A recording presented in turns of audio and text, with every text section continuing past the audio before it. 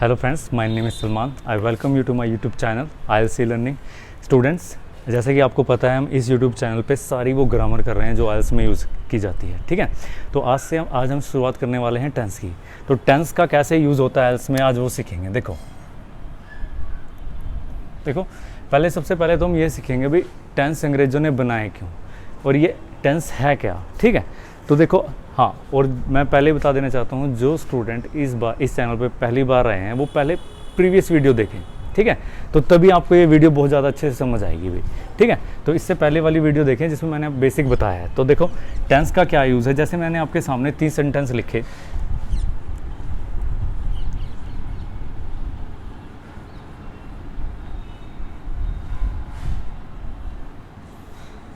दूसरा सेंटेंस लिखा मैंने वह है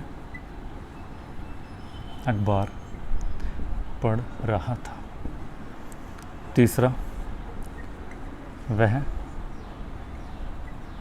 अखबार पढ़ चुका था।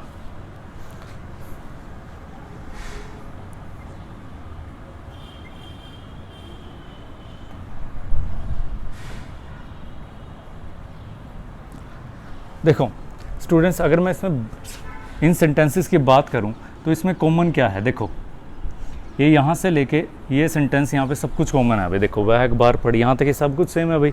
चेंज कहाँ आया? लास्ट के 2 वर्ड में। यहाँ था है, यहाँ रहा था, यहाँ चुका था, यहाँ रहा होगा। तो इससे आप अंदाज़ा लगा सकते हो लास्ट के 2 वर्ड से भी ये प्रेजेंट में है और ये दोनों है पास्ट में। साफ पता लग रहा है, रहा था चुका था पास्ट में है और रहा होगा फ्यूचर की बात हो रही है। तो आपने देखा हिंदी में लास्ट के 2 वर्ड चेंज होने से हमें इस बात का पता लग गया कि भाई टेंस कौन सा है। तो ऐसे ही इंग्लिश में है भाई। जितने भी मैं आपको पूरी ग्रामर कराऊंगा सिर्फ इसी बेस पे कराऊंगा। आपने सिर्फ लास्ट के 2 वर्ड देखने हैं और उसका मैं आपको फॉर्मूला बताऊंगा हर एक का। देखो टेंस के फॉर्मूले तो किसी बुक में मिल जाएंगे। आने वाले टाइम में मैं आपको ऐसे ऐसे फॉर्मूले बताऊंगा जो आपको बहुत ज़्यादा बेनिफिट होंगे, आपके लिए बेनिफिशियल साबित होंगे एग्ज़ाम में। और देखोगे वो कई फॉर्मूले तो ऐसे हैं कि जो किसी बुक में नहीं मिलेंगे आपको। ठीक है, पर वो बहुत ज़्यादा इसमें पूछे जाते हैं। तो देखो अब टेंस है क्या भाई। देखो बिल्कुल सिंपल टर्म में देखो जो कोई काम कब हो रहा है, बस ये देखो इस लास्ट के 2 वर्ड से हमें पता लगा भाई ये काम प्रेजेंट में है, ये पास्ट में है और ये फ्यूचर में है। तो कोई काम कब हो रहा है, टेंस का यही काम होता है बताना भाई कोई काम कब हो रहा है। ठीक है, तो इतनी बात याद रखें। हाँ जी सर, डस्टर देना।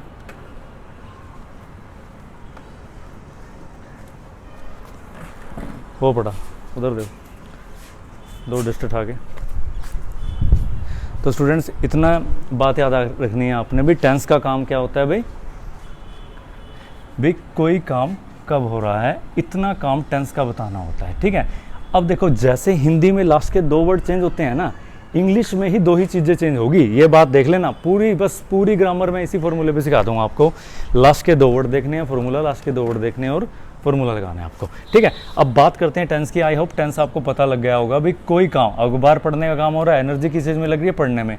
पर पढ़ने में लग रही है, लास्ट के 2 वर्ड से बता रहा है भी वो अलग अलग पीरियड में लग रही है, प्रेजेंट में है, पास्ट में है और ये फ्यूचर में है। तो आपको लास्ट के 2 वर्ड से पता लगा भाई कोई काम प्रेजेंट में है, पास्ट में है, फ्यूचर में है। इंग्लिश में भी 2 ही चीज़ें ऐसी हैं जिसको देखने से पता लग जाता है भाई ये कोई काम प्रेजेंट में हो रहा है, पास्ट में या फ्यूचर में। वो कौन कौन सी चीज़ है भाई? वो है हेल्पिंग वर्ब और वर्ब। हेल्पिंग वर्ब और वर्ब। हेल्पिंग वर्ब और वर्ब को देखने से आपको ये पता लग जाएगा कोई काम प्रेजेंट में हो रहा है या फ्यूचर में या पास्ट में। ठीक है, तो हम बात करेंगे अभी हेल्पिंग वर्ब क्या होता है। कई बच्चों के दिमाग में आ रहा होगा, सब कुछ बताऊंगा। वर्ब मैं लास्ट वीडियो में डिस्कस कर चुका हूँ भाई। जिस चीज़ में एनर्जी लगे वो वर्ब है। अब हेल्पिंग वर्ब क्या होती है इस वीडियो में हम सीखेंगे। ठीक है, अब देखो टेंस जो हैं हमारे 3 टाइप के हैं जैसे आपको पता है। ज़्यादातर स्टूडेंट को ये बात पता होगी। Present, past, present, past, future. अब देखो आपको बताया, तीनों के एग्जांपल दिए भी, प्रेजेंट और पास्ट फ्यूचर में कैसे पता लगेगा। अब इनके फर्दर टाइप हैं, ये फर्दर टाइप हैं कौन कौन सा है भाई? प्रेजेंट इंडेफिनिट, इसे प्रेजेंट सिंपल भी बोलते हैं। दूसरा प्रेजेंट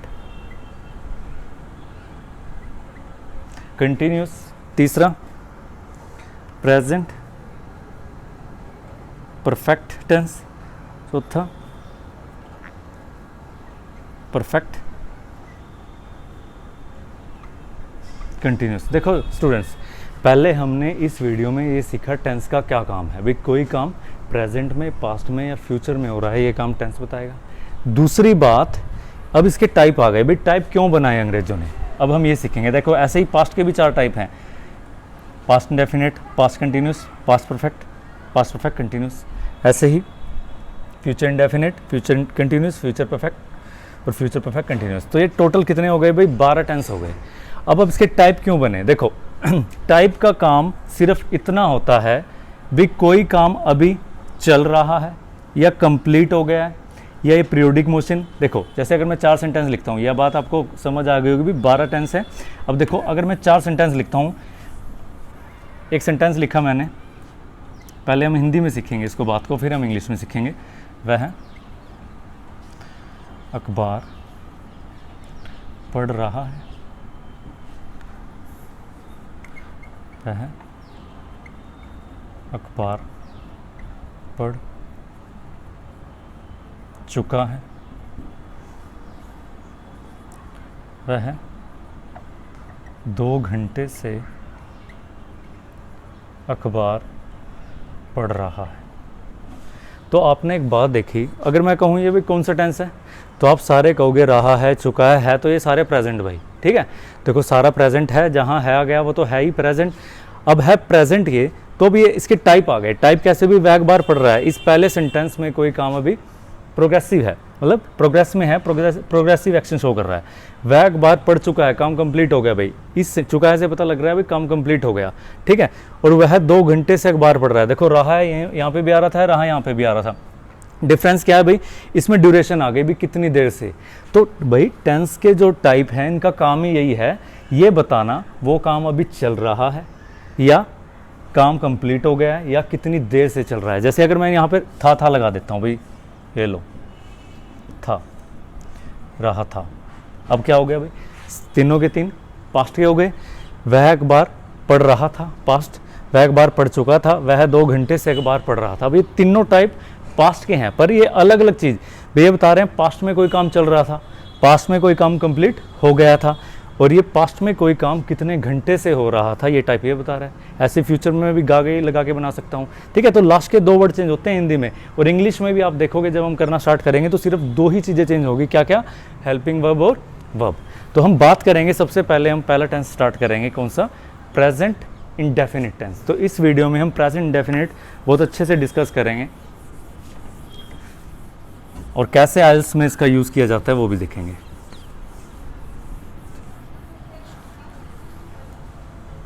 देखो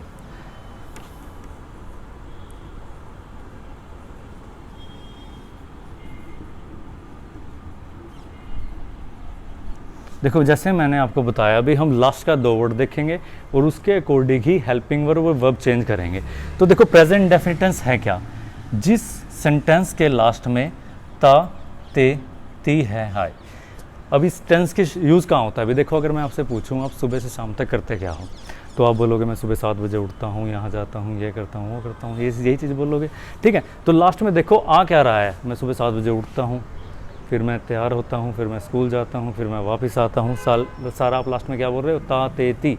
तो लास्ट के 2 वर्ड से ये आइडेंटिफाई किया जा सकता है कि ये कौन सा टेंस है, कौन सा मोडास है, क्या चीज़ है। लास्ट के 2 वर्ड से पता लग जाएगा। पूरी ग्रामर सीखोगे ये बात धीरे धीरे आपको पता लगती चली जाएगी, ठीक है।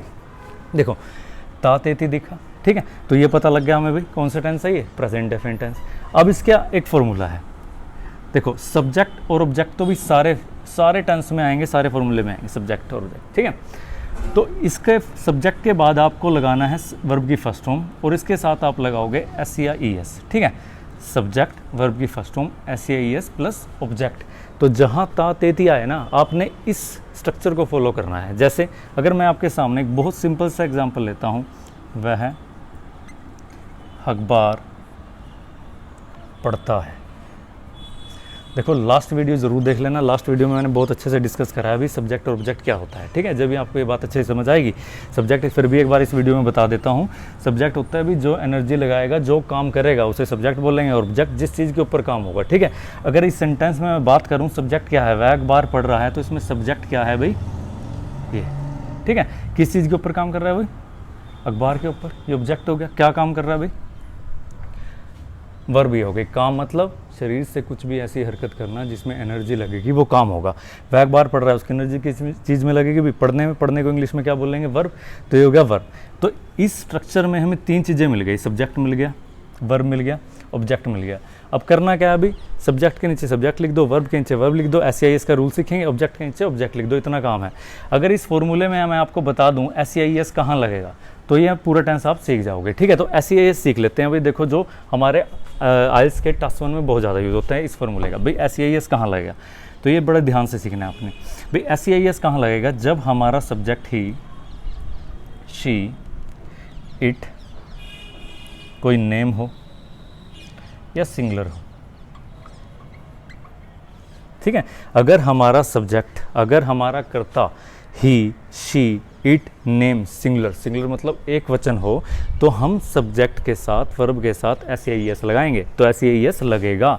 अब देखो SEIS दोनों तो आ नहीं सकते, आएगा तो एक ही, तो ES कहाँ लगेगा भाई, EX लगेगा, XOSSCHSH, ठीक है। देखो अगर मैं बात करूँ ये फिक्स, अब लास्ट में X आ रहा है भाई, फिक्सेस लगाएंगे। गो, लास्ट में O आ रहा है तो गोज लगा दोगे, ठीक है। SS, मिस आ रहा है, मिसिस लगा दोगे। यहाँ पे CH है, अगर मैं कहूँ वह टीवी देखता है, CH, वॉच आ रहा है, वॉचेस लगा दोगे। SH, अगर मैं बोलूँ वॉश, वह कपड़े धोता है, SH आ रहा है भाई, यहाँ पे ES लगा दोगे।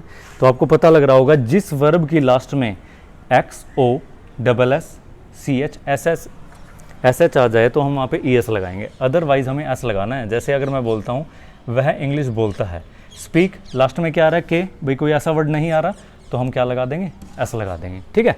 तो जैसे अगर मैं बोलता हूँ राइट, अब राइट है भाई, राइट के लास्ट में E आ रहा है, कोई ऐसा शब्द नहीं आ रहा तो क्या लगा देंगे, राइट्स। तो ये बात याद रखनी है भाई, अगर ही, शी, इट, नेम सिंगुलर होगा तो ही SEIS लगाएंगे। इस बात को मैं एग्जाम्पल के साथ अब इसको करते हैं सेंटेंस और अच्छे से समझाऊंगा। फिर देखो ये आपने लिख लिया होगा सारा, अच्छे देखें। अब देखो अगर इस सेंटेंस को मैं बनाने की कोशिश करता हूँ, देखो सब्जेक्ट, सब्जेक्ट में क्या लिखेंगे, वह को इंग्लिश में क्या बोलते हैं भाई, ही, ठीक है। अब वर्ब को, वर्ब क्या है भाई इसमें, पढ़ा, ठीक है। वह एक बार पढ़ता है, पढ़ने को इंग्लिश में क्या बोलेंगे भाई, रीड। अब मैंने कहा अगर हमारा subject he, she, it, name singular है तो हमने वर्ब के साथ SEIS लगाना है। अब कन्फ्यूज़न हो गई भाई, S लगाएं या ES, वो नीचे वाले रूल को देख के ख़त्म हो जाएगी। अब देखो XOSSCH आ रहा है, तो आपने देखा भी इसके लास्ट में क्या आ रहा है, D आ रहा है, कोई ऐसा वर्ड नहीं आ रहा तो हम क्या लगा देंगे, SEIS में से S लगा देंगे। आई बात समझ। तो ही रीड्स, ऑब्जेक्ट किसके ऊपर काम कर रहा है भाई, न्यूज़पेपर के ऊपर, तो ही रीड्स अ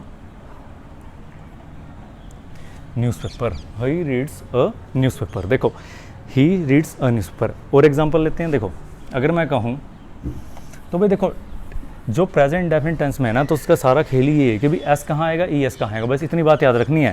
देखो ही, शी, इट, नेम सिंगुलर के साथ ही आएगा, ऐसी ये बात लिख लेना। कई बच्चे इसमें गलती कर देते हैं, तो ये फार्मूला मैं आपको लिखवा देता हूँ भाई।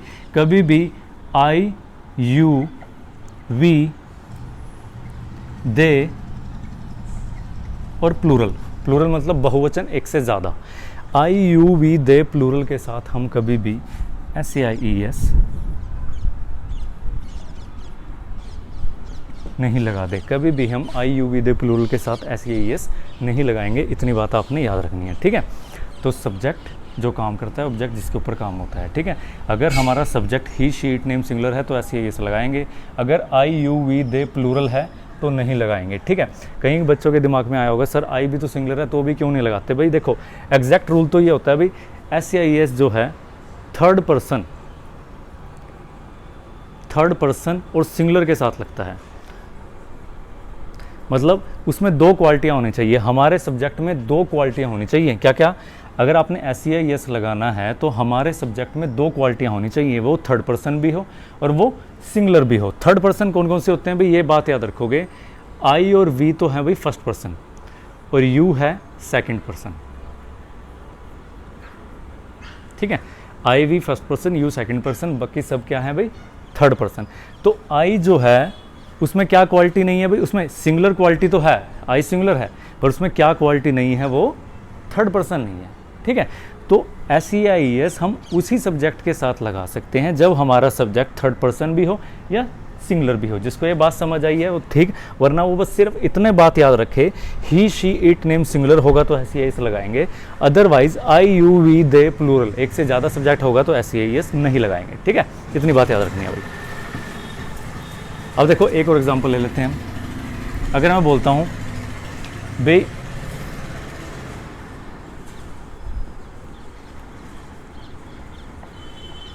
रमेश अंग्रेजी पढ़ाता है, रमेश अंग्रेजी पढ़ाता है, तो एक चीज़ देखो, सब्जेक्ट, इसमें सब्जेक्ट देखेंगे। सबसे पहले सब्जेक्ट क्या है भाई, रमेश किस चीज़ के ऊपर काम कर रहा है भाई, वो इंग्लिश। ये ऑब्जेक्ट हो गया, क्या काम कर रहा है भाई, एनर्जी किस चीज़ में लगेगी, पढ़ाने में। सब्जेक्ट ऑब्जेक्ट वर्ब, ठीक है। अब बात करेंगे, अब सब्जेक्ट के नीचे सब्जेक्ट लिखना है भाई। सब्जेक्ट क्या है भाई, रमेश, इसको लिख देंगे रमेश। अब लगाएंगे वर्ब, ठीक है। वर्ब क्या है भाई, अब देखो हिंदी में क्या होता है भाई, हिंदी टू इंग्लिश ऐसे नहीं होती भाई, रमेश के नीचे रमेश लिख दें, अंग्रेजी के नीचे इंग्लिश लिख दें। भाई इंग्लिश कैसे चलती है, सबसे पहले आपने क्या देखना है, लास्ट के दो वर्ड। जैसे मैंने आपको बताया पूरी ग्रामर सीख जाएंगे इसी फॉर्मूले से कि भाई लास्ट के दो वर्ड देखेंगे और उसका फॉर्मूला लगाएंगे और ट्रांसलेशन, ठीक है। तो लास्ट का वर्ड देखा हमने ता है, और उसके बाद हमने देखा फॉर्मूला लगाना है। अभी जहाँ ता तेती आ गया वहाँ लगाएंगे सब्जेक्ट वर्ब की first form SEIS plus object. तो सब्जेक्ट के नीचे सब्जेक्ट लिखेंगे, वर्ब के नीचे वर्ब लिखेंगे, SEIS के नीचे SEIS और ऑब्जेक्ट के नीचे ऑब्जेक्ट लिखेंगे। तो हमने लिखा, यहाँ पे लिख दिया हमने सब्जेक्ट के साथ रमेश। अब वर्ब लिखेंगे, वर्ब क्या है भाई, एनर्जी किस चीज़ में लगेगी, पढ़ाने में, तो रमेश टीच। अब हमने लगाना है SEIS। पहले तो ये चेक करेंगे SEIS लगाएंगे या नहीं लगाएंगे, चेक कर लेंगे। ही शी इट नेम सिंगुलर। अब ये जो रमेश है किसी व्यक्ति का नाम है और ये सिंगुलर भी है ना, तो इसके साथ SEIS तो लगेगा भाई, SEIS तो लगेगा। अब क्या लगाएं, S लगाएं या ES, उसके लिए क्या कन्फ्यूजन है भाई, लास्ट का नीचे वाला रूल देख लें। अब वर्ब के लास्ट में क्या आ रहा है भाई, CH, जहाँ CH आ गया तो वहाँ हमें क्या लगाना पड़ेगा, टीचेस। तो राम टीचेस। अब लगाएंगे ऑब्जेक्ट, ऑब्जेक्ट किस चीज़ के ऊपर काम कर रहा है भाई, इंग्लिश। तो राम टीचेस इंग्लिश, राइट। ये बात समझ आएगी, सब्जेक्ट राम टीचेस इंग्लिश। तो यहाँ पे हमने ES लगा दिया। अगर यहाँ पे मैं प्लूरल कर दूँ, अगर अब मैं यहाँ पे प्लूरल कर दूँ, वे क्रिकेट खेलते हैं, वे क्रिकेट खेलते हैं, तो वे को क्या बोल लेंगे भाई, दे, ठीक है, दे। अब वर्ब लगाएंगे, एनर्जी किस चीज़ में लगेगी भी, खेलने में, दे प्ले। और मैंने आपको बताया है जब भी I U V they plural होगा तो SEIS मत लगाना। अब इस बार SEIS का कोई काम नहीं है, सीधा ऑब्जेक्ट लगा दा, ठीक है। तो दे प्ले क्रिकेट, ये बात समझ आ गई। अब देखो, अब हम इसका सीखेंगे नेगेटिव। नेगेटिव कैसे बनाते हैं वो देखेंगे।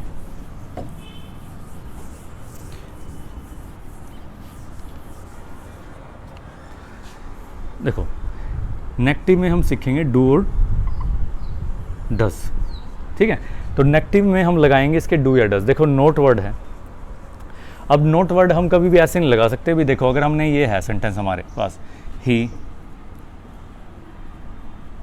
स्पीक्स इंग्लिश, अगर हमने इसका नेगेटिव बनाना तो हम ऐसे नहीं कर सकते भाई ही नोट स्पीक इंग्लिश। इंग्लिश हम हमारी ऐसे काम नहीं चलता भाई, सब्जेक्ट के साथ आप नोट लगा दोगे इसका नेगेटिव बन जाएगा भाई, नहीं। तो मैंने क्या बताया, नोट लगाने के लिए हमें हेल्पिंग वर्ब चाहिए, तो हेल्पिंग वर्ब ही नहीं बोल लेंगे हम। फिलहाल इतना याद रखें भाई, हेल्पिंग वर्ब किसे बोल लेंगे, जब सेंटेंस को नेगेटिव और इंटेरोगेटिव बनाना हो तो उसके लिए नोट लगाना पड़ता है, और इंटेरोगेटिव के लिए हमें हेल्पिंग वर्ब को ही आगे रखना पड़ता है। एग्जाम्पल देके समझाऊंगा इस बात को। तो जब भी हमें नेगेटिव यूज़ करना हो, इंटेरोगेटिव बनाना हो सेंटेंस को, तो हम हेल्पिंग वर्ब यूज़ करेंगे, तो इसलिए हेल्पिंग वर्ब यूज़ होती है। तो ठीक है, तो इसमें वर्ब ये हो गई और हेल्पिंग वर्ब जो नेगेटिव और इंटेरोगेटिव में यूज़ हो। तो डू कहाँ यूज़ करेंगे भाई, I U V they plural के साथ। डज कहाँ यूज़ करेंगे भाई, he she it name singular के साथ, ठीक है।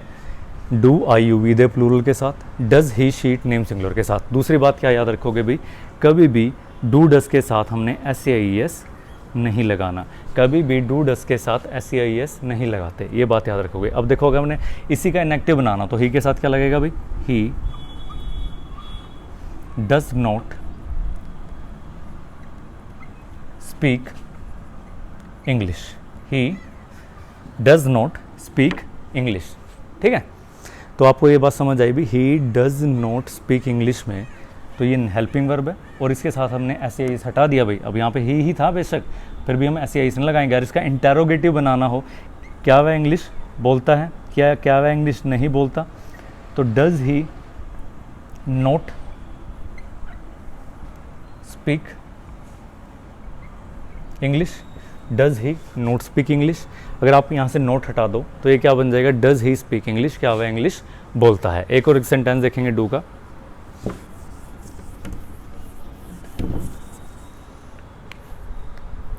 देखो अगर मैं बोलता हूँ वे क्रिकेट खेलते हैं तो क्या आएगा भाई, they play cricket, they play cricket, ठीक है। अब इसका नेगेटिव बनाना है। नेगेटिव में क्या बताया अभी मैंने, दे के साथ क्या लगेगा भाई, डू, तो इसमें आ जाएगा they do not play cricket. आपको पता है भाई दे के साथ SAIS वैसे ही नहीं लगता अफर्मेटिव सेंटेंस में, तो नेगेटिव में क्या करेंगे भाई, डू डस के साथ तो वैसे नहीं आएगा, तो they do not play cricket. इसका इंटेरोगेटिव बनाना हो तो डू आगे रख देना, डू दे प्ले क्रिकेट, ठीक है। तो अगर आपको ये बात समझ आई है तो मैं 5 सेंटेंस लिख रहा हूँ, ये आप प्रैक्टिस करके देखना, ठीक है।